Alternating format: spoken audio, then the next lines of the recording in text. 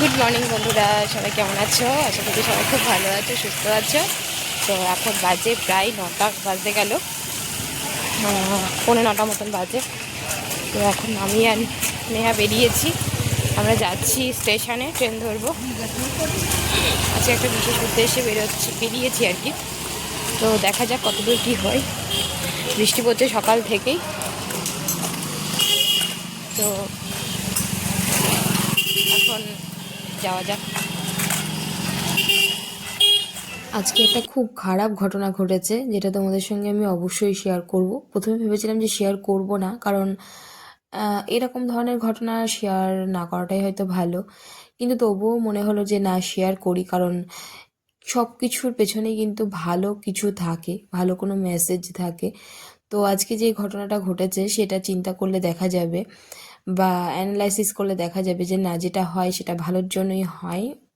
প্রকৃতি আমাদেরকে অনেক রকমভাবে শিক্ষা দেয়।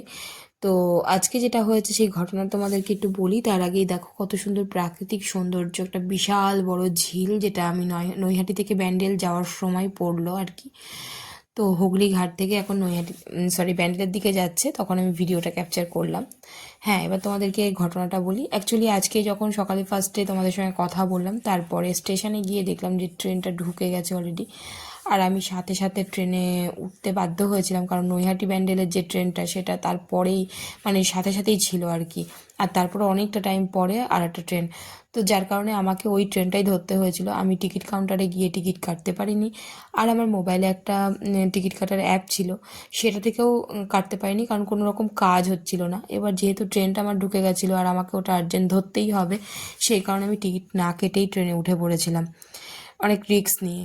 তারপরে যাই হোক, পুরো রাস্তাটা তো বেশ ভালোই গেলাম। তারপরে নৈহাটি যখন নামলাম, ওখান থেকেই হয়ে গেছে সমস্যা।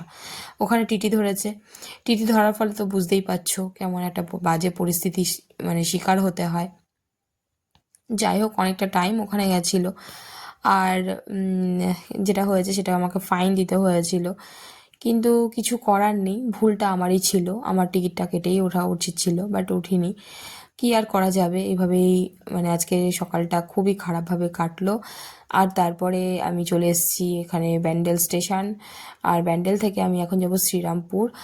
আর এই ঘটনাটা শেয়ার করার একটাই কারণ, সেটা হলো যাতে আমার মতন পরিস্থিতি তোমাদের না আসে। বা অনেক সময় আমরা অনেক রকম রিস্ক নিয়ে ফেলি, বা অনেক সময় কী হয়, আমাদের কাছে খুচরো পয়সা থাকে না, তখন আমরা টিকিট কাটতে পারি না। এরকম সমস্যা কিন্তু বেশ অনেকবারই আমি পড়েছি। বাট তখন আমি কোনো না কোনোভাবে টিকিট ঠিক অ্যারেঞ্জ করে নিয়েছিলাম। বাট আজকে জানি না কি হয়েছিল, কপালটা হয়তো খারাপ ছিল। যা হোক, হবে কিছু একটা। তবে হ্যাঁ, যা হয় ভালোর জন্যই হয়, এখান থেকে অনেক কিছুই শেখার আছে। আর তোমরা দেখতে পাচ্ছ এটা মলে ঘোরাঘুরি করছি। অ্যাকচুয়ালি আমি কেনাকাটা করতে কিন্তু আসিনি, আমার একটা কাজের সূত্রে আমি এসেছি শ্রীরামপুরে। আর আমার যারা উপরে রয়েছে, মানে আমার যারা ম্যাডামরা রয়েছে, তারা আজকে শপিং করতে এসেছিলো শ্রীরামপুরে একটা মলে। তো সেখানেই তাদের সঙ্গে দেখা হয়েছে, মানে দেখা বলতে তারাই আমাকে আসতে বলেছিল, এবং একটা বিশেষ কাজের জন্য আসতে বলেছিল, যে সেটাই আমার অ্যাকচুয়ালি উদ্দেশ্য ছিল। তো কেনাকাটা সেরকম কিছুই করিনি, বাট মলটা ঘুরে ঘুরে দেখেছি, খুবই ভালো লাগছিলো মলটা ঘুরে ঘুরে দেখতে। এত বড় একটা মল ফার্স্ট টাইম জীবনে দেখলাম, আমি আগে কখনো এরকম মল দেখিনি। তো ম্যাডামরা অনেক কেনাকাটা করেছে, আমি সেরকম কিছুই কিনিনি। নেহা বায়না করে না অতটা, ও খুবই ভালো মেয়ে, আমাকে অতটা বায়না করে না। হ্যাঁ, দু একটা বলছিল যে মা এটা কিনে দাও, ওটা কিনে দাও, বাট আমি যখন বললাম না এখন কিনবো না, ও বোঝে, ভীষণ বুঝদার মেয়ে। তো ওর জন্য অসুবিধা হয়নি। যাই হোক, ম্যাডামরা সব কেনাকাটা করলো, ওনাদের সঙ্গে বেশ কিছুটা টাইম আমি কাটিয়ে তারপরে এখন বিকেলবেলা বাড়ির দিকে রওনা দিচ্ছি। আর ট্রেনটা দেখতেই পাচ্ছ ফাঁকা এখন। ব্যান্ডেল থেকে নৈহাটির দিকে যাচ্ছি। তো বন্ধুরা, চলো আজকে এই পর্যন্ত, সবাই ভালো থেকো, সুস্থ থেকো, দেখা হবে নেক্সট